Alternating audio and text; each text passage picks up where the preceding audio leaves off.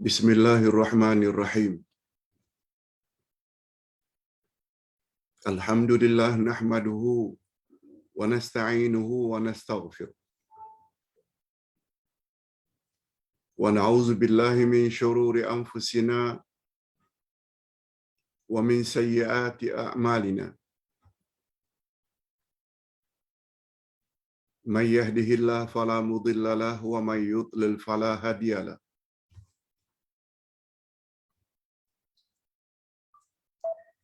Asyhadu an la ilaha illallah wahdahu la syarika lah. Wa asyhadu anna Muhammadan abduhu wa rasuluh la nabiyya ba'dah. Allahumma salli wa sallim ala nabiyyina Muhammad wa ala alihi wa sahbihi ajma'in, amma ba'd. Hadirin dan hadirat serta para pemirsa yang saya hormati, Assalamualaikum warahmatullahi wabarakatuh. Alhamdulillah, kita bersyukur kehadirat Allah Azza wa Jalla. Berkat taufiknya kita dapat menghadirkan diri dalam majlis ilmu pada pagi ini yang akan membahas satu lagi nama Allah, yaitu Al-Muqit. Barangkali para jamaah sekalian setuju dengan Ustaz bahwa nama Allah Al-Muqit ini kurang familiar, kurang dikenal oleh masyarakat Islam khasnya di Nusantara, sebagaimana nama Allah Ar-Rahman, Ar-Rahim, Al-Alim, Al-Hakim, Al-Adil. Tapi nama Allah Al-Muqit jarang-jarang didengar, kecuali oleh orang-orang tertentu.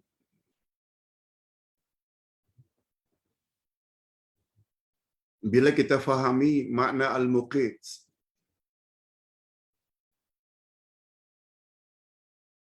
baru kita faham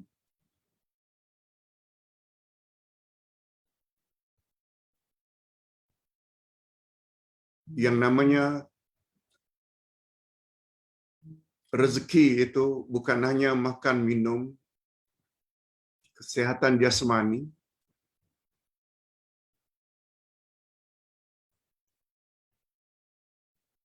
malah rezeki yang lebih utama bila dibandingkan dengan rezeki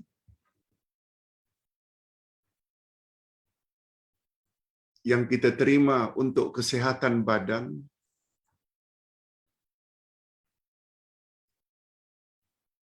ada lagi rezeki daripada Allah untuk kesehatan rohani. Dia lebih penting. InsyaAllah melalui nama Allah Al-Muqit, kita akan faham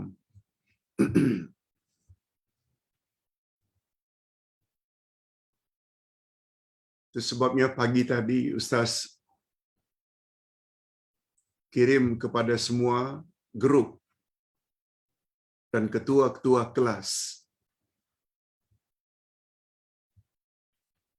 satu video yang sangat cantik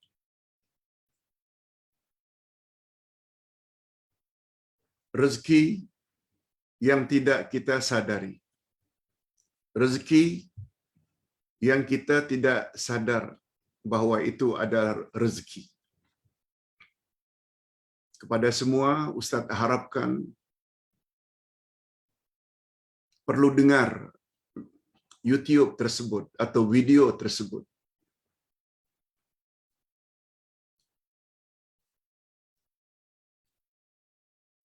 Sebab dia sangat bermanfaat dan sungguh banyak manusia yang tidak perasan bahawa mereka telah mendapat rezeki. Apa sebabnya? Karena terlalu membatasi makna rezeki hanya rezeki yang bersifat zahir.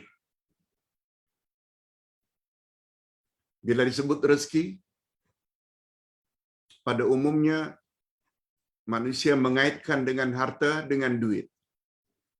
Rumah, kereta, kebun, tidak. Rezeki bukan hanya itu. InsyaAllah dengan memahami nama Allah Al-Muqit, bahwa sumber rezeki jasmani ke, rohani ke, semuanya datangnya dari Allah. Yang Al-Muqit. Al-Muqit maknanya maha kuasa. Maha berkuasa. Dari sudut memberi manusia rezeki. Okey. Seperti biasa, pertama-tama kita perlu tahu, betulkah Pak Ustaz, salah satu dari Al-Asma'ul Husna adalah Al-Muqit? Bagus. Bagus pertanyaan itu.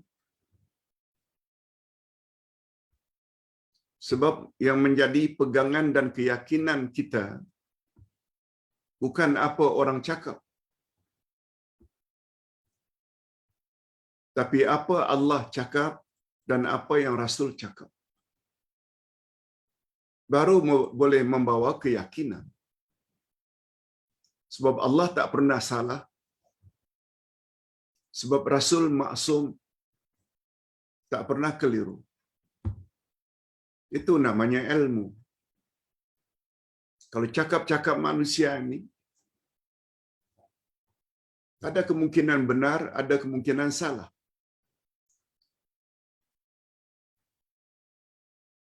Sebab mereka tidak maksum.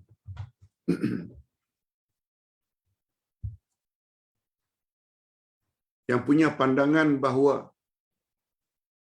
para imam ada yang maksum, khususnya 12 orang keturunan Sayyidina Ali, itu pahaman Syiah. Ahli Sunnah wal Jamaah tidak.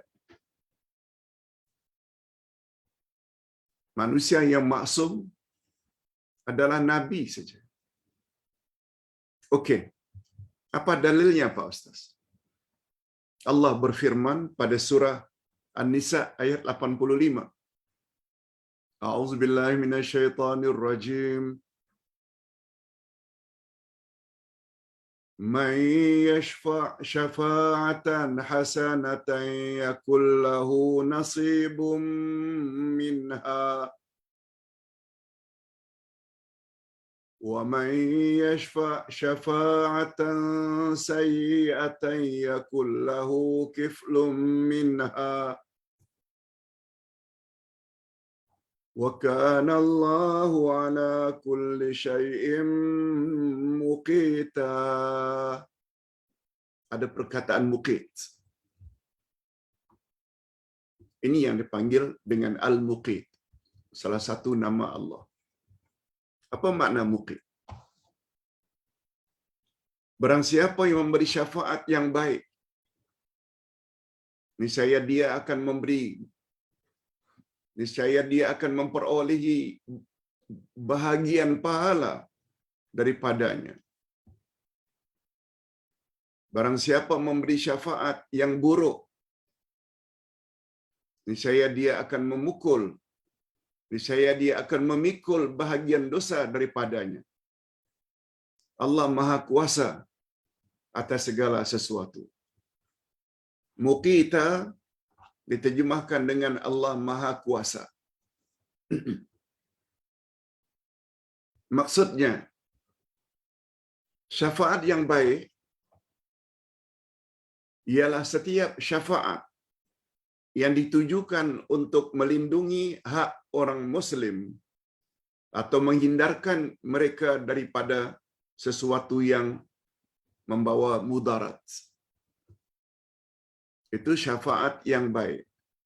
Syafa'atun hasanah. Syafaat yang buruk pula ialah kebalikan syafaat yang baik. Syafaatun sayyi'ah. Syafaat maknanya pertolongan. Ustaz buat contoh mudah.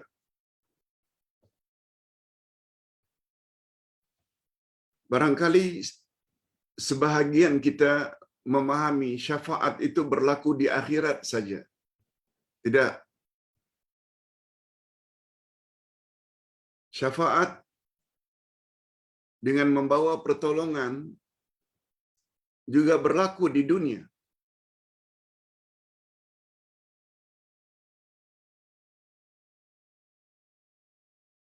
Apabila kita balik kampung, lihat surau tergendala pembangunannya sudah 5 tahun. Surau karena kekurangan biaya.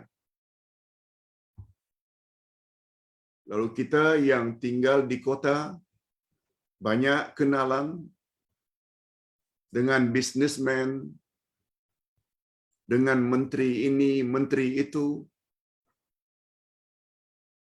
Lalu kita pun mohon, boleh tak kawan bantu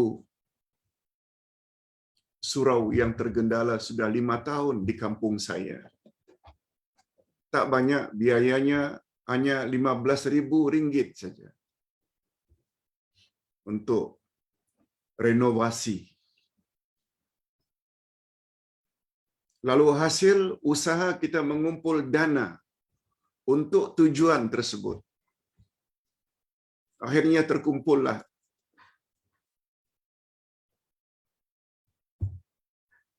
RM15,000. Lalu kita bawa ke kampung, yang dengannya orang kampung dapat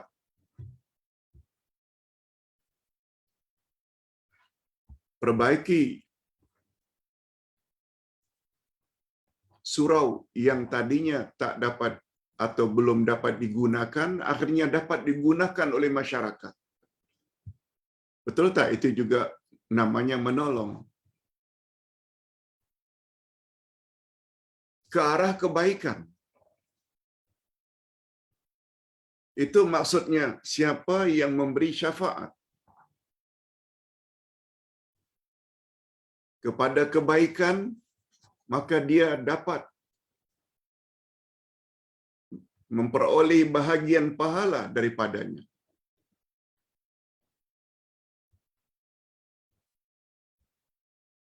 Macam yang Ustaz mohon bantuan daripada para jamaah untuk membina masjid tahfiz asrama di Batam. Ustaz mengumpul, jamaah membantu.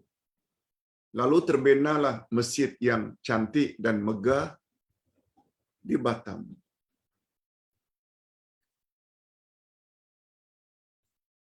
Ini yang namanya syafaatun hasanah.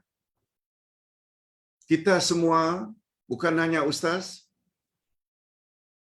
Ustaz hanya menyalurkan saja, Ustaz hanya ada idea, himpun, kumpul dari para jemaah, semua yang tolong itu dapat kebaikan di akhirat nanti. Demikian sebaliknya.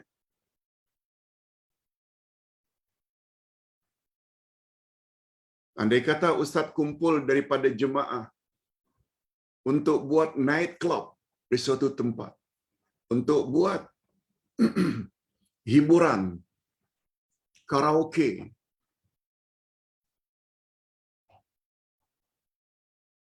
yang banyak melakukan maksiat di dalamnya. Lalu seseorang bantu untuk terbinanya bangunan tersebut yang penuh dengan maksiat.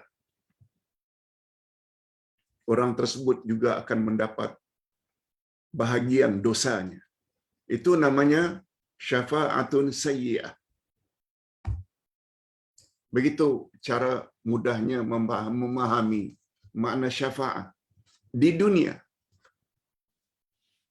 Adapun syafaat di akhirat, dia ada syarat-syarat tertentu.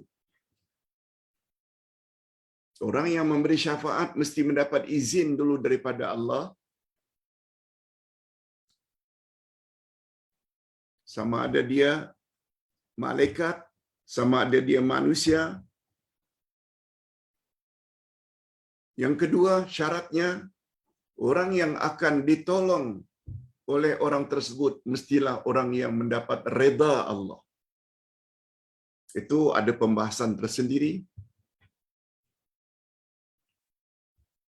di dalam ilmu akidah. Lihat kitab yang Ustaz tulis, Akidah Ahlus Sunnah wal Jamaah jilid 2 bab syafaat. Okey.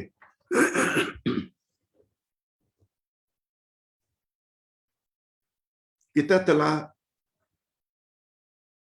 sebut nama Allah Al-Muqit, memang ada dalilnya. Allah Maha Kuasa. Nah, sekarang kita berpindah. Apa makna Al-Muqit, Pak Ustaz? Ini dia. Tidak kurang pentingnya juga dalam mempelajari nama-nama Allah, kita mesti faham, mengerti apa maksudnya. Al-Muqit adalah bentuk isim fi'il. Maaf, Al-Muqit adalah bentuk isim fa'il bagi sifat al-iqatah. Isim fa'il maknanya subjek yang melakukan perbuatan. Itu namanya isim fa'il.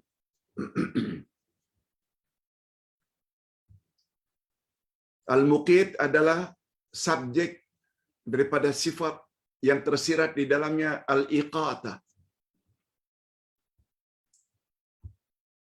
Dan al-qut pula menurut bahasa maknanya al-imsak, menahan.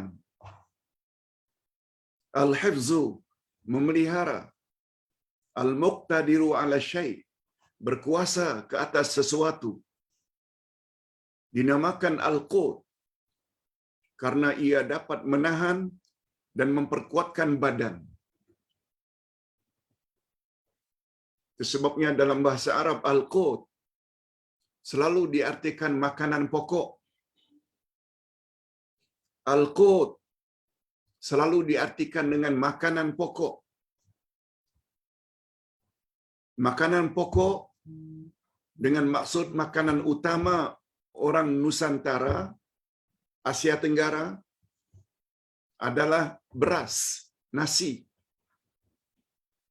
Makanan utama orang-orang di Eropah adalah roti yang dibuat dari gandum. Makanan utama orang-orang di sebahagian negara-negara Afrika adalah jagung. Seperti Kenya, jagung makanan utama. Begitulah seterusnya. Makanan utama itu dalam bahasa Arab dipanggil al-qut. Dia ada kaitannya dengan iqatah.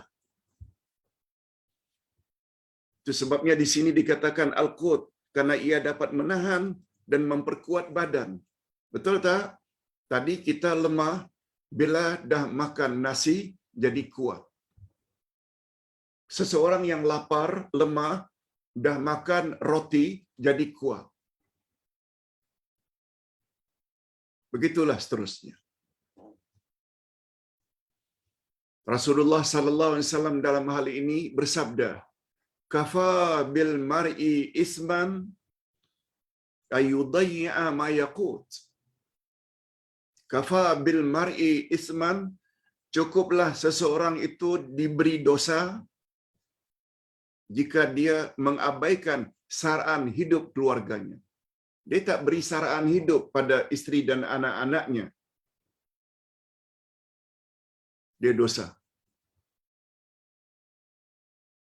Sebab dia tidak bela kelaparan isteri dan anak cucunya. dia tidak hiraukan dosa. Itu sebabnya ada perkataan ma yaqut. Nah, kembali kepada nama Allah Al-Muqit juga dapat membawa makna Al-Hafiz, yang memelihara, yang diambil dari perkataan quttur rajula aqutuhu. Jika engkau memelihara dirinya sehingga dapat menguatkan badannya. Suami mencari rezeki yang halal, bertungkus lumus, menghadapi bermacam cobaan, gelombang di laut kalau sebagai nelayan, binatang buas kalau sebagai penoreh getah, dan lain-lain, demi menyara, memelihara istri dan anak-anak. Itu maksudnya. Nah, kalau itu al-muqit atau al-iqatah dari sudut bahasa, sekarang kita ingin tinjau pula apa makna al-muqit menurut istilah agama. Mengapa Allah dipanggil al-muqit, yang maha berkuasa? Adapun al-muqit menurut istilah syarak atau menurut istilah agama ialah Allah berkuasa menjadikan makanan asasi bagi seluruh makhluknya dan menjamin makanan asasi tersebut sampai kepada semua makhluknya secara sempurna dan tidak kira di mana mereka berada, sesuai dengan sukatan yang telah ditetapkan oleh Allah Subhanahu wa taala. Apakah dari sudut kadarnya banyak atau sedikit, masanya, tempatnya, dan caranya. Betul tak menurut keyakinan kita, semua makhluk ciptaan Allah ada makanan masing-masing untuk membolehkan binatang terus hidup?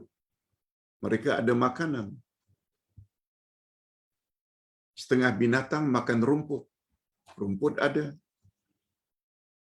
Setengah binatang makan bijiran, bijiran juga ada. Setengah binatang makan daging, daging juga ada. Tak kira berapa kadarnya, itu bab lain. Pokoknya semuanya dapat.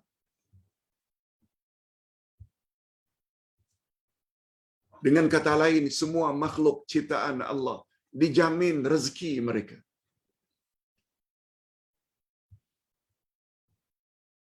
Dan sebagaimana Allah Subhanahu wa taala mencipta makanan asasi.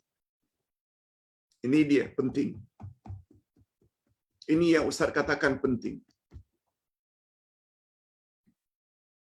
Jangan hanya terbayang oleh kita ini hanya makanan dengan mulut untuk kesihatan jasmani dan badan. Makan nasi lemak tadi pagi. Makan roti canai tadi pagi. Makan kari pap tadi pagi. Makan gorengan sukun tadi pagi.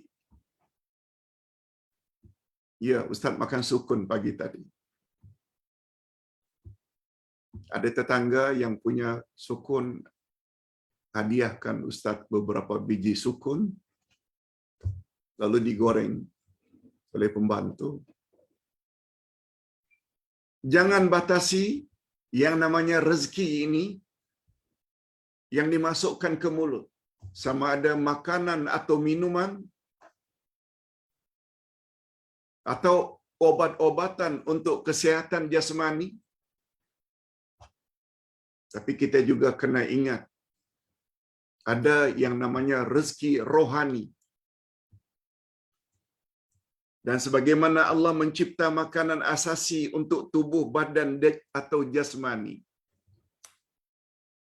Dia, yakni Allah jugalah yang mengadakan makanan asasi bagi hati dan rohani, yang dipanggil dengan ma'rifah, yaitu pengenalan, mengenal Allah, ma'rifatullah, mengenal Allah. Ma'rifatun Nabi, mengenal Nabi. Ma'rifatud dinil Islami, mengenal selok-belok agama,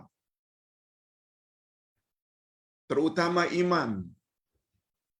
Semua itu adalah makanan-makanan hati.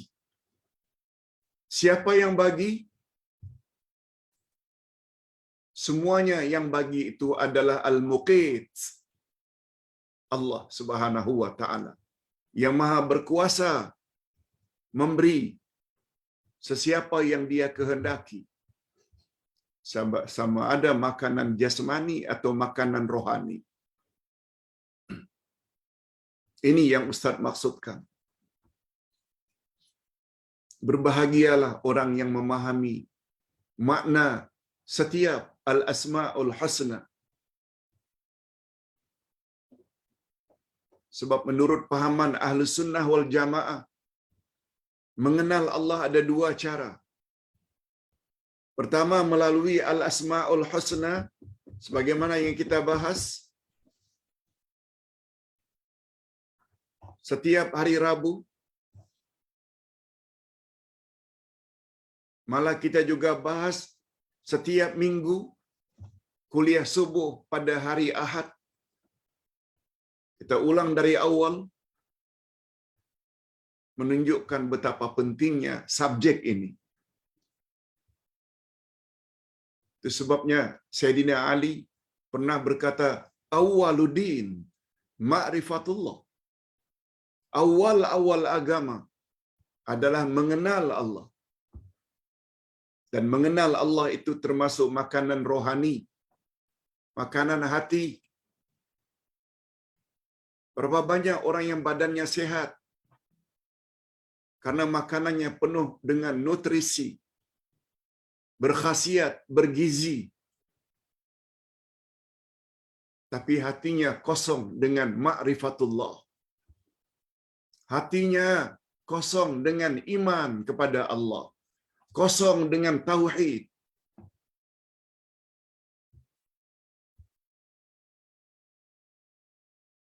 Jangan terlalu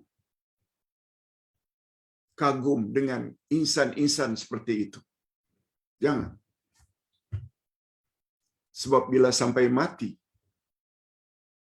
konsentrasi mereka, fokus mereka hanya untuk menyihatkan badan jasmani, besar kemungkinan mereka akan jadi kayu bakar api neraka.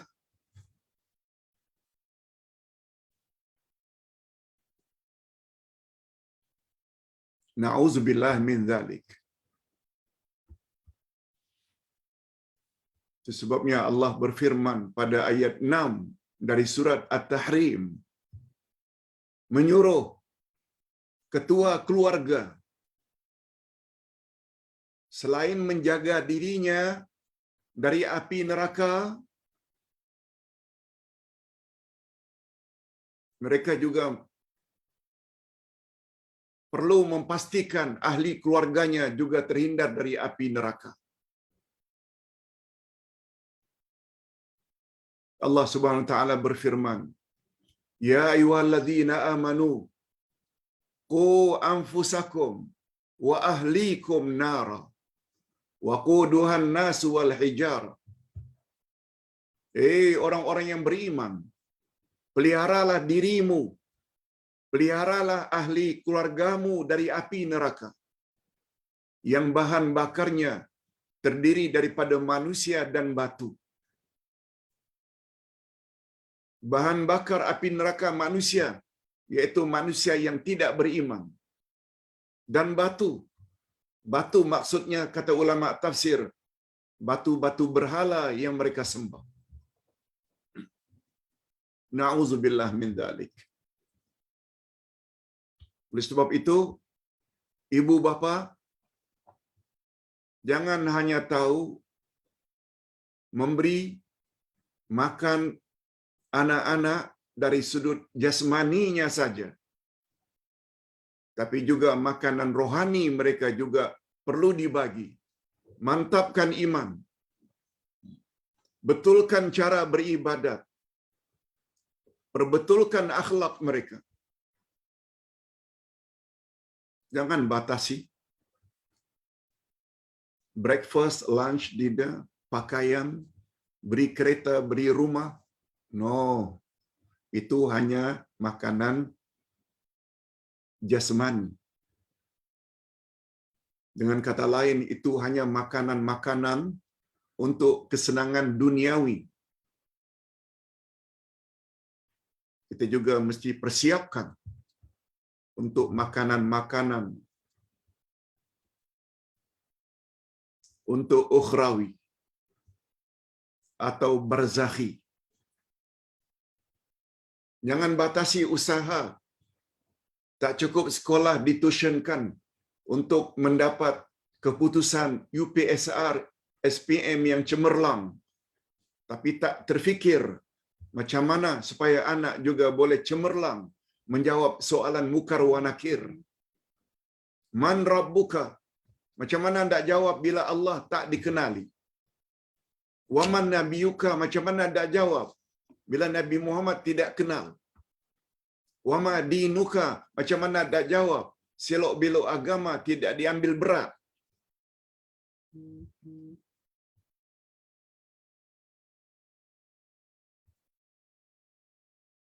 Ini akibat daripada tidak memahami makna al-muqit. Allah Maha berkuasa memberi kita bukan saja makanan jasmani, badan, seperti kita sebut,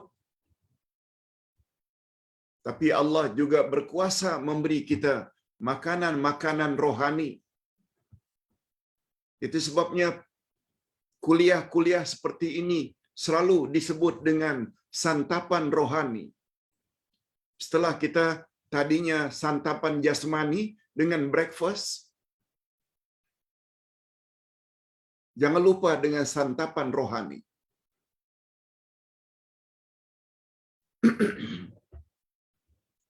Santapan rohani, addressnya hati. Minda.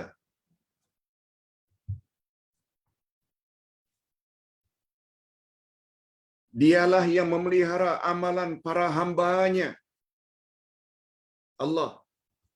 Al-Muqit, iaitu memelihara amalan-amalan hamba-Nya tanpa sedikit pun berkurang atau lalai. Segala kebaikan yang kita lakukan diketahui oleh Allah dan selanjutnya akan dibalas di alam barzakh dan di alam akhirat. Allah tak pernah lalai.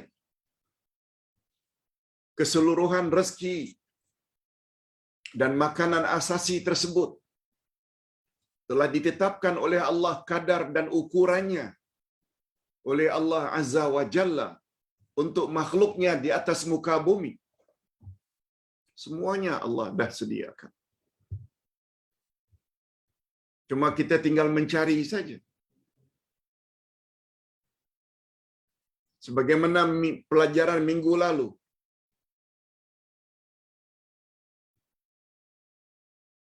Al-Hadi.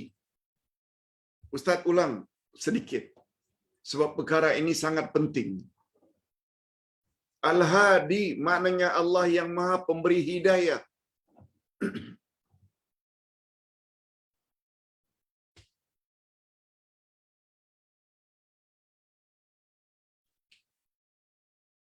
Termasuk sifat apa Pak Ustaz? Al-Hadi, Allah Maha Pemberi Hidayah. Sifat subutiyah, yaitu sifat kesempurnaan. Sifat yang satu lagi salbiyah. Allah menafikan kekurangan dari dirinya. Sifat kesempurnaan subutiyah terbagi berapa Pak Ustaz? Bagi dua, zatiyah dan fi'liyah.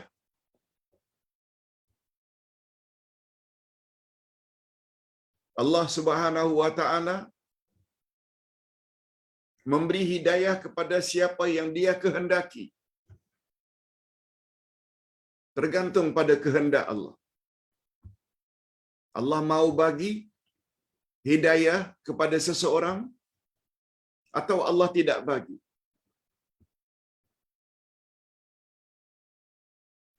Itu sebabnya Al-Hadi disebut subutiyah fi'liyah.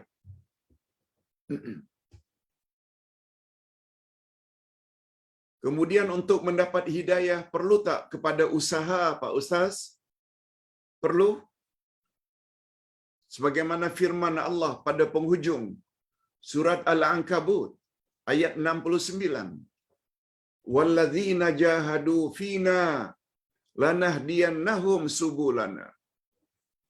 Barang siapa bersungguh-sungguh pada jalan kami, pasti kami akan tunjuk mereka jalan-jalan kami itu. Oleh sebab itu, jika tidak mendapat hidayah, jangan salahkan Allah. Sebab hidayah perlu dicari. Hidayah perlu dijemput. Itu sebabnya, kata ulama akidah, Al-Hadi, selain dia adalah sifat subutiyah, selain dia subutiyah fi'liyah, tertakluk pada kehendak Allah, tidak bagi kepada siapa hidayah itu, dan ada tambahan yang ketiga, yaitu istilah ikhtiyariyah. Dia perlu diikhtiarkan, dia perlu diusahakan, dia perlu dicari. Jadi Al-Hadi ringkasnya adalah sifat Allah subutiyah, fi'liyah, ikhtiyariyah. Ustaz buat contoh lain. Ar-Razzaq, Allah yang Maha Pemberi rezeki. Betul tak itu adalah subutiyah? Sifat kesempurnaan? Yes. Termasuk subutiyah, zatiyah atau fi'liyah yang ada kaitan dengan kehendak. Jawabnya subutiyah fi'liyah. Allah beri rezeki pada siapa yang Dia kehendaki, dan Allah tidak beri rezeki pada siapa yang Dia kehendaki. Tapi ada tak kaitannya dengan ikhtiar atau usaha untuk mendapat rezeki? Yes. Itu sebabnya Ar-Razzaq adalah mengandung sifat Allah subutiyah, fi'liyah, ikhtiyariyah. Berbalik kepada nama Allah Al-Muqit. Allah Maha berkuasa memberi, sama ada rezeki jasmani atau rezeki rohani. Oleh sebab itu Al-Muqit termasuk subutiyah, bukan salbiyah. Dia adalah sifat kesempurnaan. Termasuk sifat kesempurnaan yang mana satu? Subutiyah, zatiyah atau fi'liyah? Jawabnya subutiyah fi'liyah, sebab dia ada kaitan dengan kehendak Allah. Terakhir, ada tak kaitannya mendapat rezeki rohani dan jasmani dengan usaha kita manusia? Yes. Atas sebab itu dia dipanggil subutiyah, fi'liyah, ikhtiyariyah. Bapa-bapa dan ibu-ibu serta para pemirsa yang menyempatkan diri untuk mendengar kuliah seperti ini, sudah betul. Sebab anda telah berusaha. Oh, ada hal lah Pak Ustaz pagi ini. No problem. Kita ada tim yang sediakan YouTube untuk dikirim pada setiap grup. Itu sebabnya Ustaz sekali lagi ingin mengimbau bagi jemaah yang belum memberi nama untuk dimasukkan dalam grup, sila beri nama pada tim atau beri nama pada ustaz atau tulis saja di Facebook nama dan nomor handphone untuk ustaz masukkan dalam grup. Apa faedahnya Pak Ustaz? Selain kita mengetahui jadual setiap hari, setiap minggu, kita juga dapat menikmati YouTube yang disediakan oleh tim untuk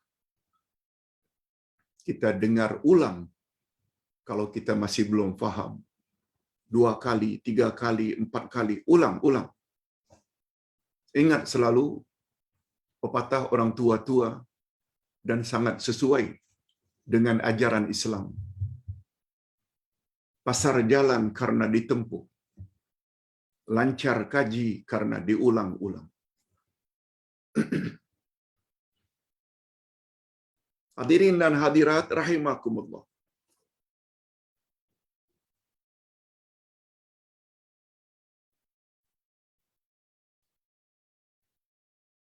Ustaz ucapkan banyak ribuan terima kasih karena telah bantu dana dakwah untuk kita bagi sedikit hadiah untuk setiap anggota tim kita yang telah bertungkus lumus melakukan sesuatu yang terbaik untuk kita semua. Mereka tidak bagi rezeki jasmani, tapi mereka tolong untuk kita mendapat rezeki rohani yang nilainya sangat tinggi. Dan Ustaz juga perlu maklumkan di sini bahwa bermula tahun 2022, dana dakwah yang bapa-bapa dan ibu-ibu salurkan atas nama Ustaz. Ustaz bukan hanya agihkan kepada tim, tapi bermula 2022, kita juga ada buat dakwah di penjara Kajang yang terhenti lebih kurang 2 tahun disebabkan PKP.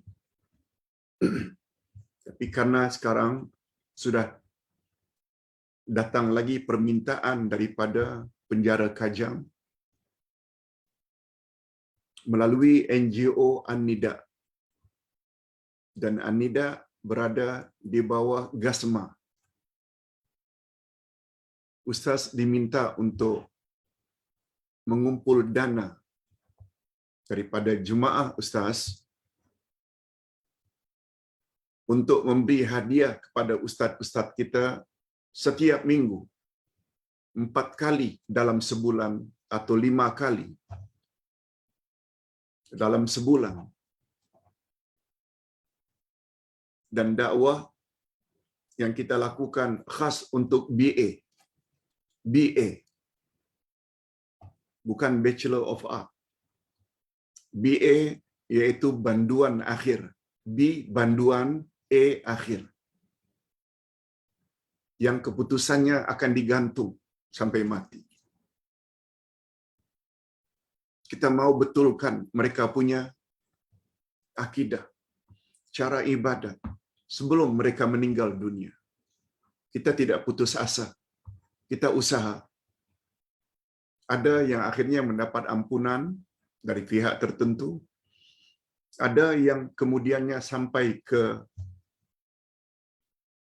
istilahnya tali gantungan atau dibunuh.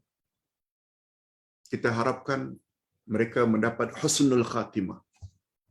Karena kita telah betulkan mereka punya akidah dan cara ibadat mereka dan akhlak, dan kita anjurkan agar mereka tobat dengan tobat nasuha. Nah, hadiah untuk ustaz-ustaz yang mengajar golongan BA ini di penjara Kajang juga diminta Ustaz tolong himpunkan dananya. Ustaz tidak perlulah sebut kepada jemaah, tapi Ustaz nak beritahu dari dana dakwah yang bapa-bapa dan ibu-ibu salurkan itulah yang Ustaz agih-agihkan kepada pendakwah-pendakwah di penjara Kajang. Khas untuk BA yang perlu kita selamatkan sehingga mereka mendapat husnul khatimah. Ingat selalu kaedah yang menjadi ukuran Allah adalah kesempurnaan pada akhir hayat, bukan yang menjadi ukuran di sisi Allah serba kekurangan di masa muda. Ingat selalu, jangan fras. Berusahalah untuk memperbaiki akidah. Itu sebabnya dua subjek utama. Pertama, akidah kita masukkan. Begitu juga cara mereka beribadat kepada Allah Azza wa Jalla. Okey, kita teruskan dengan penjelasan berikut. Dalam hal ini Allah Subhanahu wa taala berfirman, وَجَعَلَ فِيهَا رَوَاسِيَ مِنْ فَوْقِهَا وَبَارَكَ فِيهَا وَقَدَّرَ فِيهَا أَقْوَاتَهَا فِي 4 أَيَّامٍ سَوَاءً لِلسَّائِلِينَ. Dan dia, yakni Allah, Al-Muqit, telah mencipta di bumi gunung-gunung yang kokoh di atasnya. Dia memberkatinya. Dia menentukan padanya kadar makanan-makanan penghuninya dalam 4 masa. Penjelasan ini sebagai jawaban bagi orang-orang yang bertanya. Imam Ibn Katsir ketika menafsirkan ayat tersebut berkata, apa kata pakar tafsir? Allah menghadkan kadar rezeki dan tempat yang diperlukan oleh penghuni bumi. Semua Allah dah tetapkan. Ringkasnya, Allah Subhanahu wa taala mengadakan makanan asasi bagi penghuni bumi. Maksudnya, dialah yang memeliharanya, menyaksikan keadaan mereka, memperhatikannya. Dan nama Allah Al-Muqit mengandung semua sifat tersebut.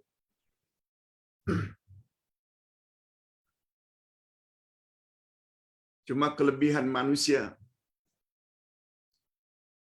berbanding binatang. Kepada manusia bukan hanya diberi oleh Allah rezeki untuk menjamin kekuatan jasmani, tapi juga khas untuk manusia. Allah Subhanahu wa taala anugerahkan juga makanan-makanan rohani. Nah, berikutnya kita ingin bahas kehebatan nama Allah Al-Muqit. Di mana kehebatannya? Allah Subhanahu wa taala telah menjadikan makanan asasi bagi setiap makhluknya seperti yang Ustaz sebutkan tadi. Manusia ada makan nasi, ada makan gandum, ada makan jagung. Binatang ada makanan daging, ada makanan rumput, ada makanan dan lain-lain. Semua Allah yang telah menetapkannya. Makanan asasi bagi badan atau jasmani adalah makanan dan minuman yang biasanya melalui mulut. Sedangkan makanan asasi bagi hati atau rohani pula adalah ilmu pengetahuan, minda. Sasarannya adalah minda atau hati.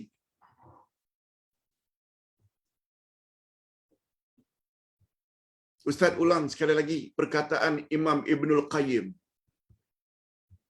di mana keringkasannya manusia dinamakan manusia selagi ada dua unsur, jasmani, badan, dan rohani, hati.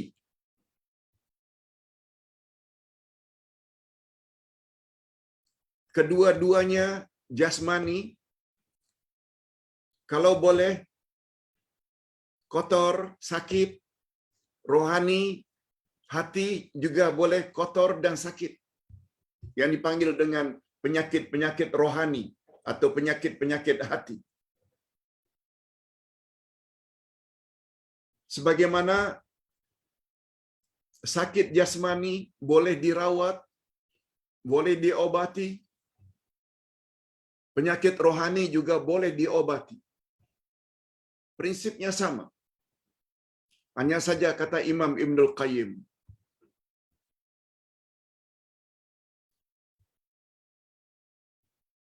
cara menyehatkan jasmani, berilah dia makanan-makanan yang tumbuh di bumi.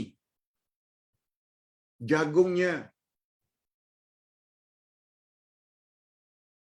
berasnya, gandumnya, buah-buahan, sayur-mayur, daging, ikan, semuanya di bumi.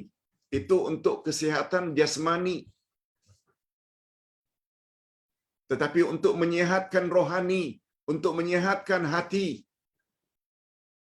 ia hendaklah diberi makan dengan yang turun dari langit. Yang turun dari langit bukan air hujan. Yang turun dari langit adalah wahyu. Dan wahyu pula terbagi dua. Untuk umat akhir zaman, yaitu Al-Quran dan Sunnah Nabi. Al-Quran dan Sunnah Nabi.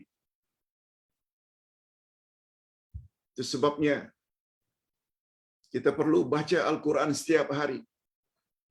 Malah bukan hanya baca, fahami maknanya. Ikuti panduannya. Suruhan-suruhannya dibuat, larangan-larangannya dijauhi. Sebagaimana yang telah dijelaskan oleh Nabi Muhammad sallallahu alaihi wasallam. Itu namanya makanan rohani. Oleh sebab itu, bukan manusia yang sempurna. Kalau konsentrasinya hanya memenuhi sehatnya jasmani. Oh, jogging, makan ini, makan suplemen, makan vitamin ini. Tapi rohani tidak diisi dengan majelis ilmu. Tidak diisi dengan ilmu pengetahuan tentang Al-Quran dan Sunnah Nabi. Tak mau belajar Al-Asma'ul Husna. Tak mau belajar tafsir Al-Quran. Tak mau belajar ke arah memahami Al-Quran dan Al-Hadis. Tak mau baca dan belajar ilmu akidah.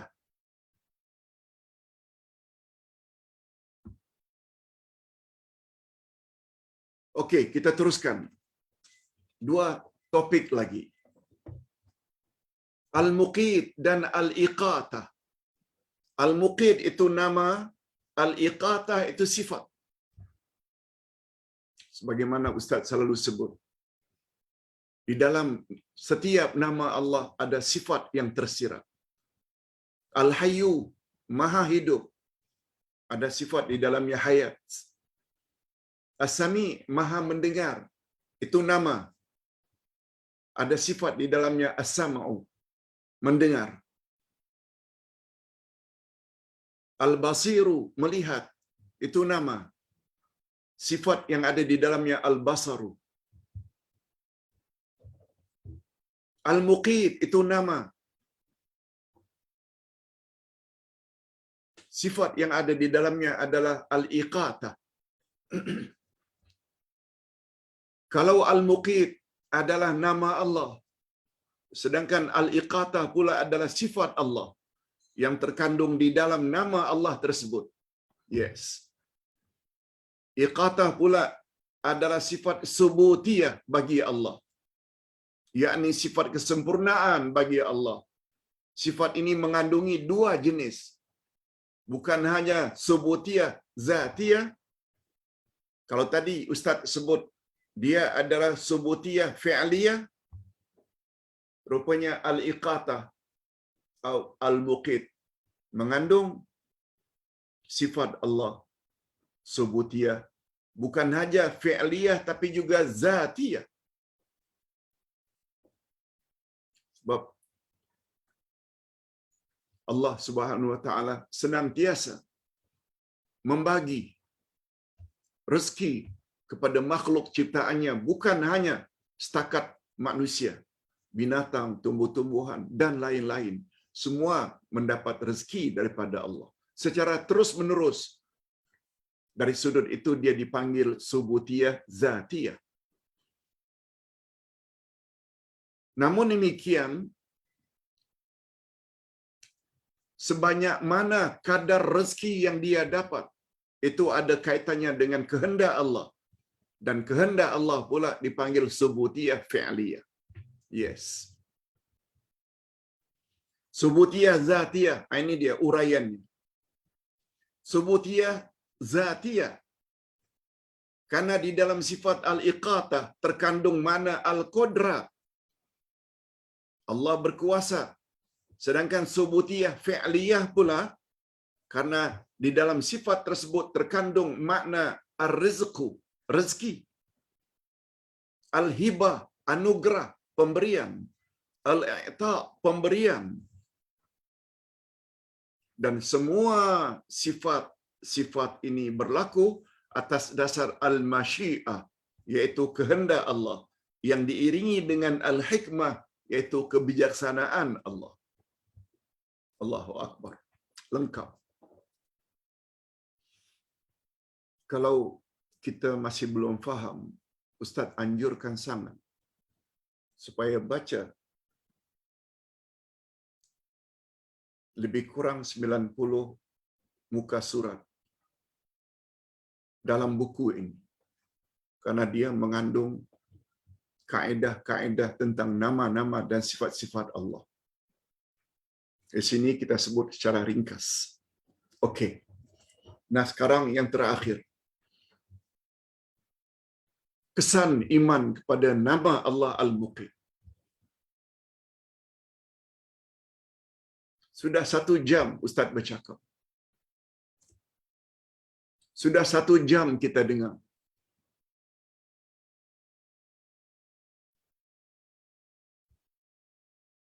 Penjelasan tentang nama Allah Al-Muqit. Dan Ustaz yakin kita sudah faham. Tidak keseluruhannya pun, paling kurang setengahnya. Kalau masih belum faham, ulang balik. Dengar YouTube yang akan dikirim oleh tim.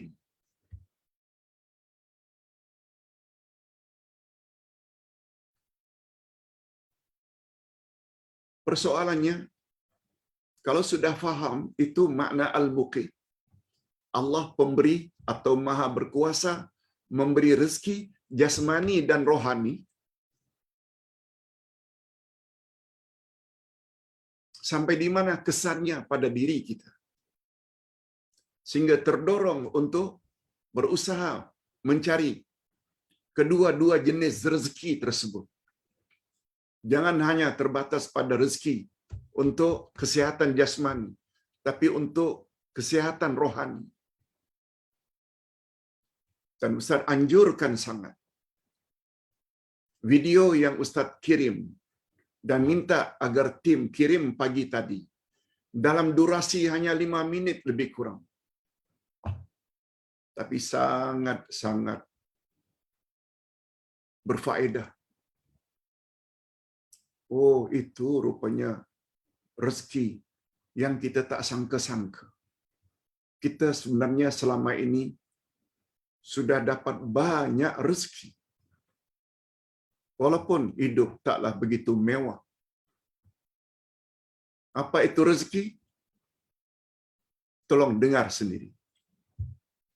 Kalau boleh, share video itu juga kepada grup dan kawan-kawan yang disayangi.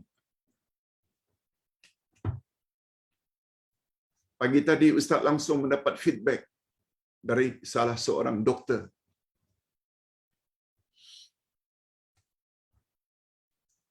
Terima kasih Pak Ustaz terhadap video yang dikirim.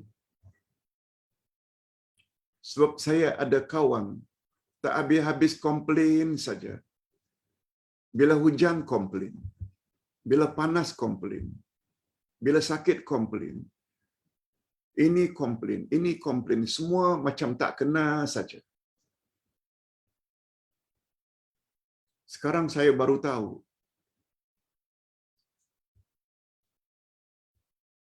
begitu banyak rezeki yang kita boleh perolehi melalui apa saja yang Allah Subhanahu wa taala berikan pada kita. Sama ada baik atau buruk, semuanya itu adalah rezeki. Sila dengar. Ustaz tak sempat nak mengulasnya.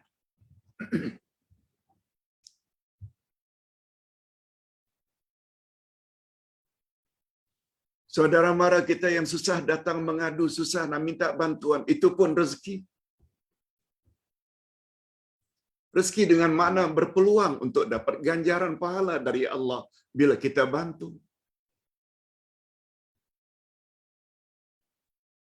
Tawaran Ustaz untuk bantu pembinaan masjid dan markas tahfiz di Batam jangan dilihat sebagai membebankan. Itu adalah rezeki. Sebabnya Ustaz sangat gembira kalau jemaah kirim sedikit bantuan. Terima kasih Pak Ustaz, karena kepada kami telah diberi peluang untuk mendapat ganjaran akhirat. Yes, itu dia.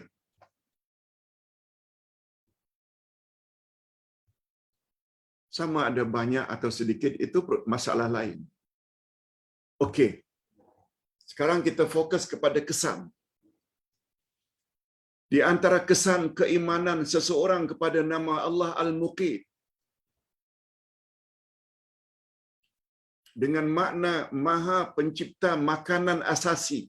Ingat ya, Al-Muqit dari kata Al-Qut. Allah berkuasa memberi makanan asasi kepada manusia. Bukan hanya makanan asasi jasmani, tapi juga makanan asasi rohani.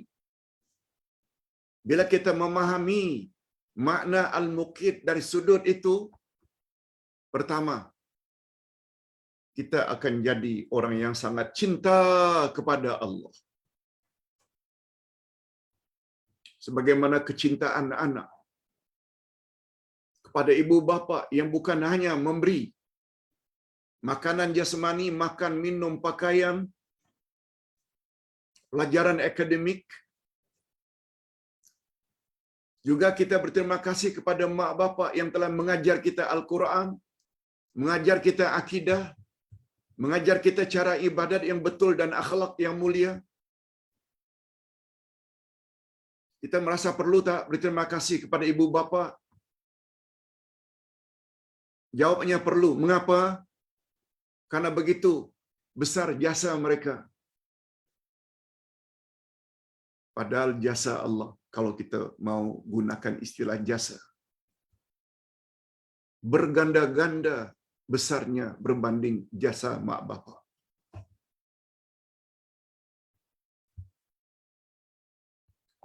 Allah turunkan Al-Quran, Allah angkat Nabi sebagai pembimbing. Itu sebabnya dalam surat Al-Kahfi,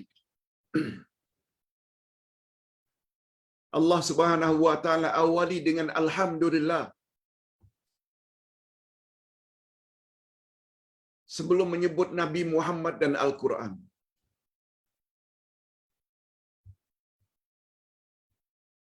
Ustaz sebut rahasia ini di dalam buku terbaru Ustaz, tafsir surat Al-Kahfi, yang tak lama lagi akan siap dicetak.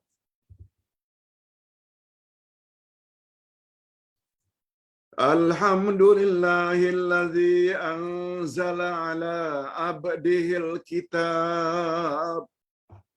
Segala puji bagi Allah yang telah menurunkan ke atas hambanya Al-Kitab. Kata ulama tafsir, hambanya itu adalah Nabi Muhammad. Yang dimaksudkan dengan Alkitab adalah Al-Quran. Ayat itu diawali dengan Alhamdulillah, maknanya segala puji bagi Allah. Dalam kaedah ilmu tafsir, ismul masdar bimaknal amr. Naun segala puji bagi Allah, tapi dengan makna perintah. Pujilah Allah, sanjunglah Allah, bersyukurlah pada Allah, berterima kasihlah kepada Allah terhadap pengutusan Nabi Muhammad dan penurunan Al-Quran. Yes. Kesimpulannya, rupanya Nabi Muhammad dan Al-Quran adalah dua nikmat yang wajib kita syukuri. Macam mana tak dikatakan nikmat? Nabi bersabda, aku tinggalkan dua pedoman untukmu wahai umat, selagi kamu berpegang teguh kepada kedua-duanya, kamu tidak akan sesat selama-lamanya. Bukankah tidak sesat itu suatu nikmat? Yang mustahak, jadikan Quran dan sunnah Nabi sebagai pedoman dalam hidup. Oh dia, kesan pertama. Kita akan bersyukur kepada Allah Azza wa Jalla karena Allah dorong kita untuk mengikuti Quran dan sunnah Nabi melalui guru-guru sunnah kita yang setiap percakapannya merujuk kepada kalamullah dan kalamur Rasul. Yang kedua,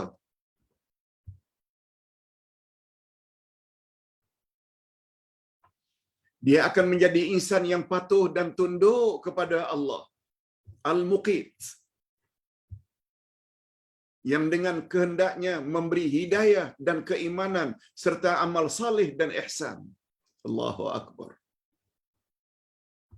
Bapak-bapak dan ibu-ibu serta para pemirsa, ada di antara kita yang ketika umur 30-an, 40-an, 50-an dulu-dulu lalai mencari makanan rohani.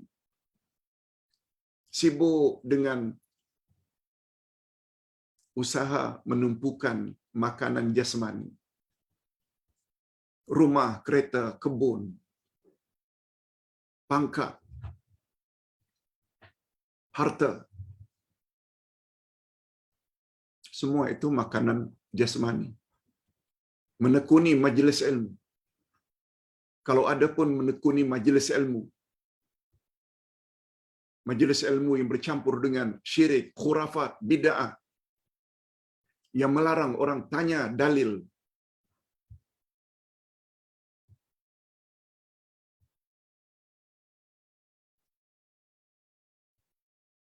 Sekarang kita jumpa dengan guru-guru sunnah. Setiap bercakap bawa ayat Quran, setiap bercakap bawa hadis Nabi. Nikmat. Ini nikmat. Jadi kalau pertama tadi membuat kita jadi cinta kepada Allah Al-Muqit, yang membagi kita Quran dan Sunnah. Lanjutan daripada cinta, lalu kita patuh dan taat kepada Allah sesuai sebagaimana yang Allah kehendaki.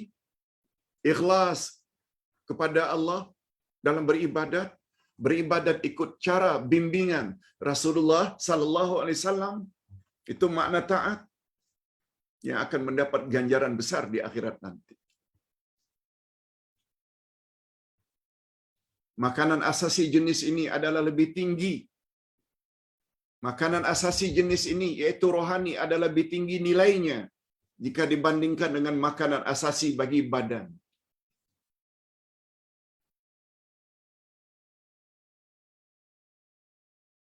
Apalagi kita yang sudah lanjut usia. Makan kadang-kadang hanya setengah pinggan saja untuk lunch,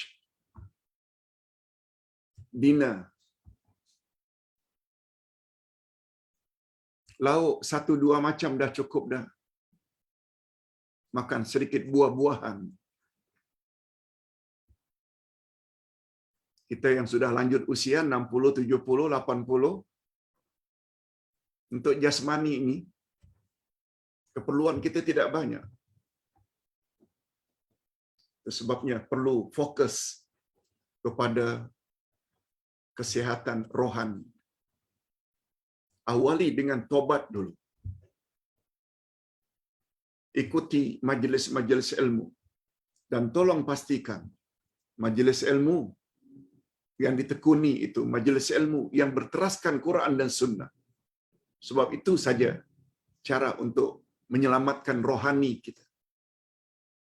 Dan yang terakhir, kesan yang ketiga, dia akan menjadi orang yang pemurah kepada setiap orang yang berhajat kepada makanan asasi. Minta roti, kasih roti. Minta nasi, kasih nasi. Minta pakaian, kasih pakaian. Apakah mereka dari kalangan kaum kerabat atau bukan kaum kerabat? Yang lemah ataupun yang kuat. Dan dalam hal ini, hendaklah dia mengutamakan mana yang lebih berhak. Ustaz tambah, dia akan menjadi orang yang pemurah kepada orang yang memerlukan makanan asasi. Jangan batasi makanan asasi, hanya nasi, roti, buah-buahan. Itu untuk badan. Dia juga akan jadi orang yang pemurah memberi penjelasan bila ditanya. Apa hukumnya ini Pak Ustaz? Apa hukumnya ini Pak Ustaz? Kalau syirik, katakan syirik. Kalau bid'ah, katakan bid'ah. Sebab itu adalah makanan rohani. Juga perlu bersih daripada penyakit-penyakit rohani.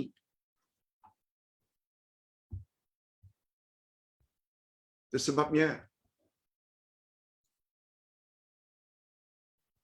manusia yang memahami makna al-muqit, dia tidak akan marah bila orang bertanya hal-hal yang bersifat keagamaan, sama ada akidah, sama ada cara beribadat ataupun akhlak.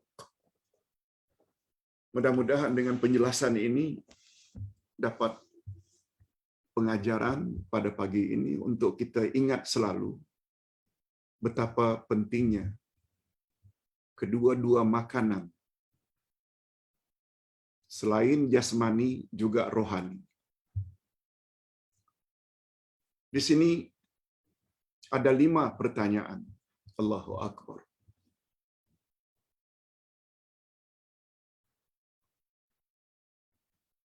Ustaz jawab semampu yang boleh. Pertama sekali, betulkah Pak Ustaz apa yang disebut oleh Ustaz ini di dalam videonya, bahwa kita perlu hemat menggunakan air ketika beruduk? Betul? Sebab Ustaz tersebut buka pipe kran, setelah ditampung, dibasuhkannya muka, sebelumnya ditutup dulu pipe-nya, sehingga air tidak terbuang, tidak mubazir. Begitulah satu demi satu anggotanya. Ustaz jawab singkat saja. Betul. Sebab Nabi Muhammad sallallahu alaihi wasallam bersabda, "La tusrifu fi isti'malil ma' walau kunta ala nahri jarin." Atau kama qala Nabi sallallahu alaihi wasallam. Jangan kamu membazirkan air walaupun kamu berada di atas sungai yang mengalir. Betul tak? Air sungai yang kita ambil itu tak ada bil, tak ada bayaran bulanan. Percuma. Itu pun kata Nabi, la tusrifu. Jangan membazir menggunakan air walaupun kamu sedang berada di atas sungai yang mengalir. Lalu bila kita beruduk sampai 10 kali muka saja, nah sampai 7 kali tangan saja, nah. Nabi batasi hanya 3 kali. Apalagi air yang ada di rumah kita yang kita perlu bayar setiap bulan. Bilnya. Sangat bagus bila kita berhemat dalam menggunakan air. Hatta ketika mandi junub. Hatta ketika beruduk. Nabi mandi junub cukup dengan 3 gayung saja. Sudah gayung pertama, Nabi ratakan. Gayung kedua, ratakan lagi. Gayung ketiga. Bukan masalah zaman Nabi air berkurang. Bukan itu. Dah sempurna dah itu.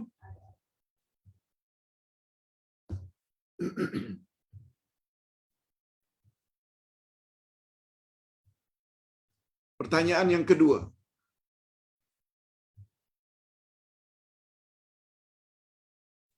Mohon pencerahan Ustaz tentang bulu kucing yang tanggal lalu terkena pada badan atau pakaian ketika kita salat.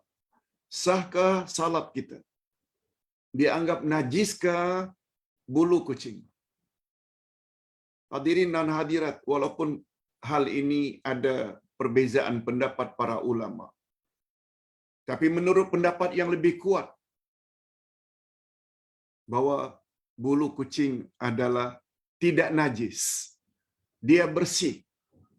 Dengan alasan dia adalah binatang yang berkeliaran. Dan apabila bulunya tanggal mengena pakaian ini, dianggap najis, maka ia akan menyusahkan banyak manusia. Oleh pendapat itu, Ustaz cenderung pada pendapat yang mengatakan bulu kucing tidak najis. Dan bila terkena sejadah atau pakaian kita, salat kita sah. Ini sama dengan pandangan Dr.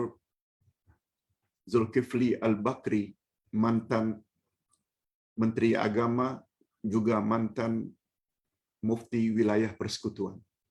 Wallahu a'lam. Yang ketiga, mohon pencerahan Pak Ustaz tentang lafaz isti'azah. A'udzu billahi minasyaitonir rajim. Itu isti'azah, maknanya memohon perlindungan kepada Allah dari gangguan syaitan. Ada bacaan lain lagi. A'udzu billahi samiil alim minasyaitonir rajim. Lafaz yang kedua ini juga datang dari Nabi. Maknanya dua-dua boleh. Kedua-duanya sahih. Cuma pertanyaan selanjutnya,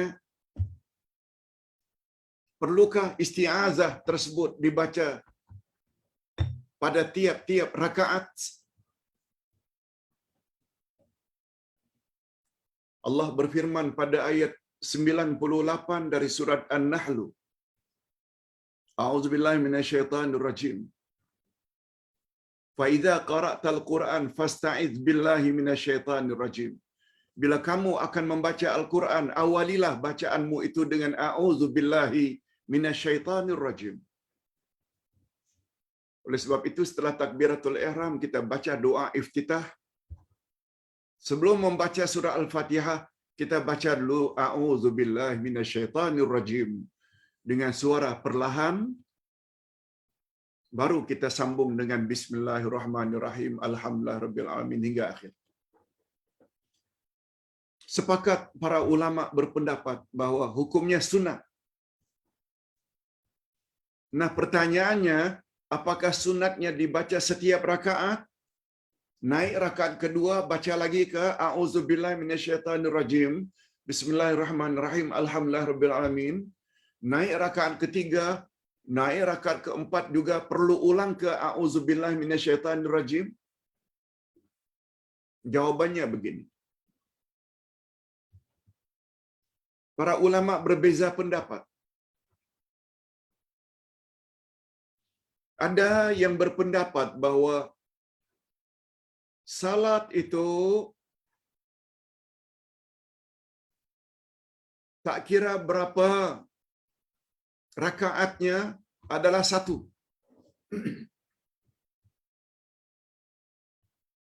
Mereka melihat salat tak kira berapa rakaatnya adalah satu bacaan.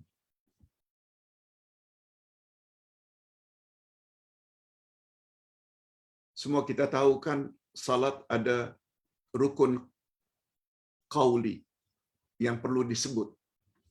Ada rukun fi'li yang perlu dibuat. Ada rukun qalbi, yaitu niat dalam hati. Khasnya ketika membaca surat Al-Fatihah. Setiap rakaat mesti baca Al-Fatihah. La salata liman lam yaqra' bi Fatihatil Kitab. Tidak sah salat orang yang tidak baca Al-Fatihah. Nah, pertanyaannya, apakah setiap rakaat kita awali dengan a'udzubillah? Dia tergantung kepada pendapat tadi. Mereka yang beranggapan bahawa satu salat itu tak kira berapa rakaatnya adalah satu bacaan, kata mereka cukup dibaca a'udzubillahi minasyaitanirrajim pada rakaat pertama sahaja. Pada rakaat yang kedua cukup diawali dengan bismillah, langsung alhamdulillah. Rakaat ketiga cukup diawali dengan bismillah, akhir diikuti dengan alhamdulillah. Begitu juga rakaat keempat.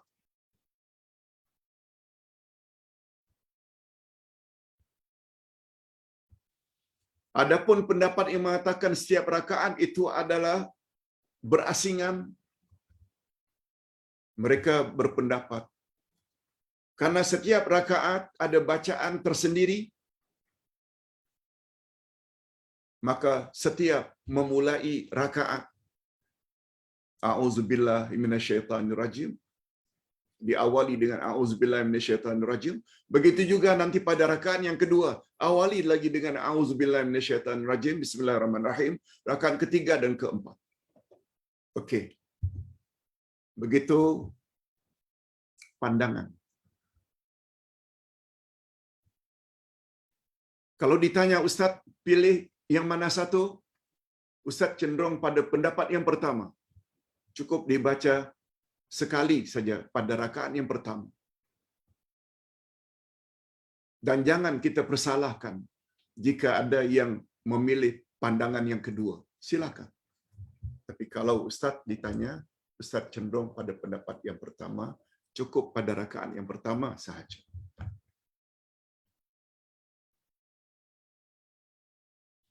Yang terakhir, ini ada dua pertanyaan. Pak Ustaz, saya baru mendengar satu ceramah tentang Isra' Mi'raj.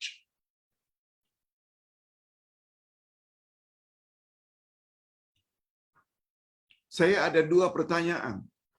Pertama, Ustaz tersebut mengatakan bahawa Nabi Muhammad sallallahu alaihi wasallam Mi'raj, naik ke langit dengan menggunakan tangga.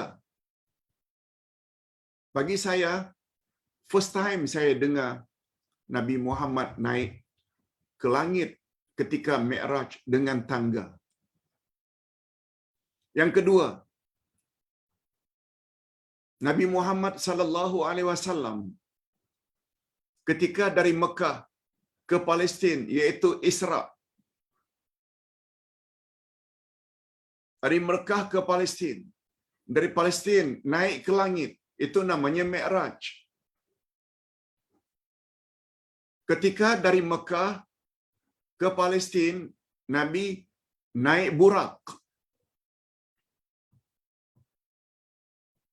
Burak sejenis binatang seperti kuda, dinamakan burak. Diambil dari kata al-barqun. Yakadul barqu yakhtafu.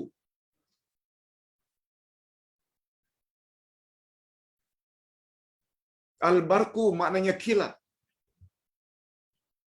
Jadi bila burak diambil dari akar kata al-barqu kilat, maknanya kenderaan itu kecepatannya bagaikan kilat. Yang kedua, makna burak diambil dari kata al-barak. Al-barak maknanya putih melepak, seputih-putihnya.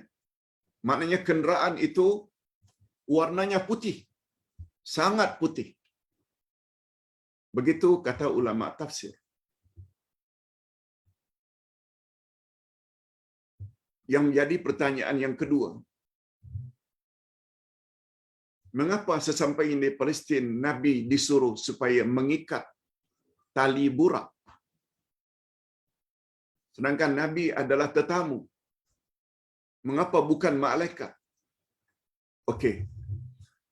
Terhadap dua pertanyaan ini, Ustaz ingin jawab secara ringkas. Penggunaan istilah Nabi Mi'raj naik ke langit dengan tangga bukanlah sebagaimana tangga dalam fikiran kita yang bertingkat-tingkat. Kan? Bukan tangga itu.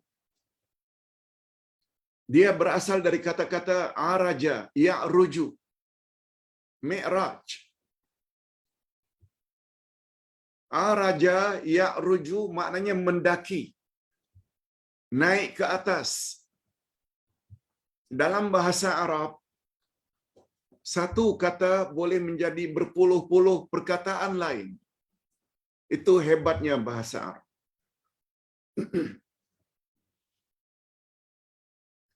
Satu perkataan dia boleh jadi noun, dia boleh jadi fi'il, kata kerja, dia boleh jadi menunjukkan tempat, dia boleh menunjukkan alat. Ustaz buat contoh. Nasyara yansyuru, menggergaji.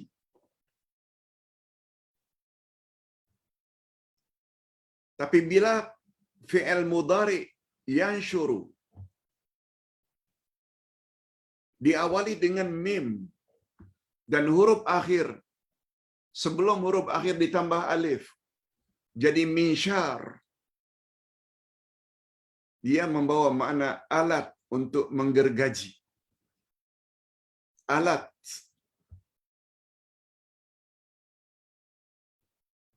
Dipanggil dengan gergaji.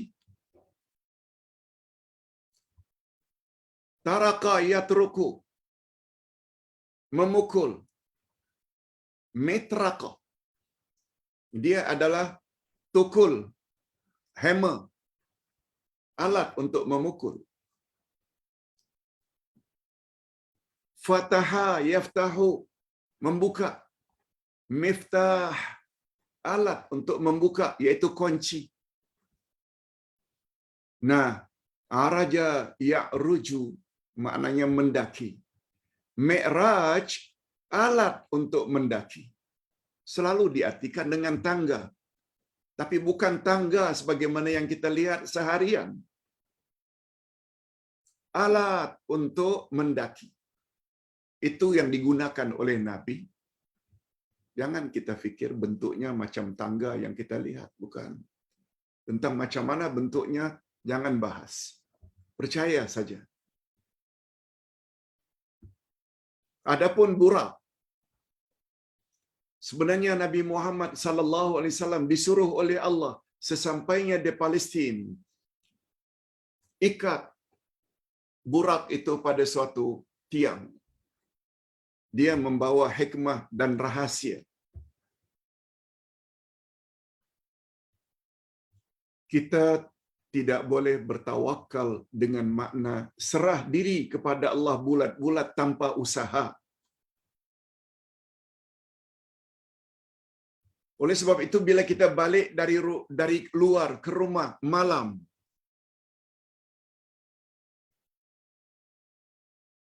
masuk kereta dalam gate,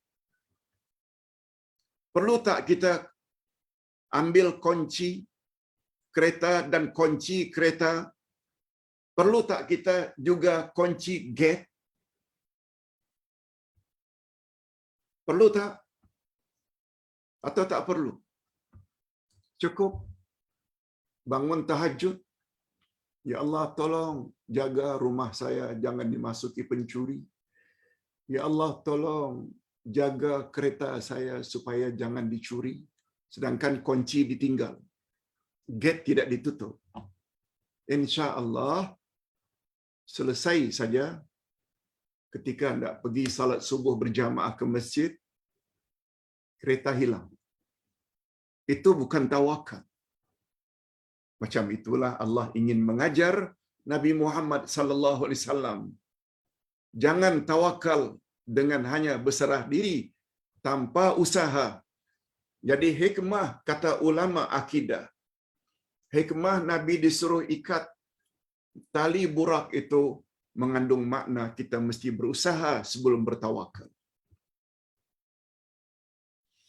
Ustaz kira itu saja yang dapat Ustaz jawab. Mudah-mudahan ada manfaatnya. Kita akhiri dengan doa. Alhamdulillah Rabbil Alamin. Wassalatu wassalamu ala ashrafil anbiya wal mursalin. Wa ala alihi wa sahbihi ajma'in. Rabbana ighfir lana dhunubana wa liwalidina warhamhum kama rabbawna shighara.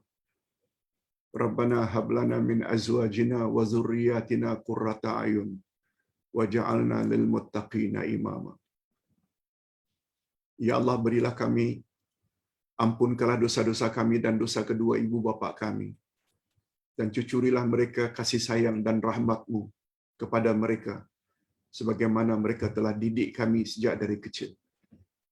Ya Allah, berilah kami pasangan hidup dan zuriat keturunan yang menyedapkan pandangan mata dan hati kami, dan jadikanlah kami pemimpin bagi orang-orang yang bertakwa.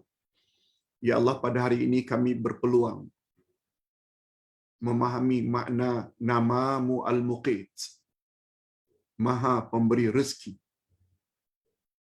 yang bukan hanya rezeki untuk kesihatan jasmani atau badan, tapi Engkau jugalah Al-Muqit, pemberi rezeki rohani.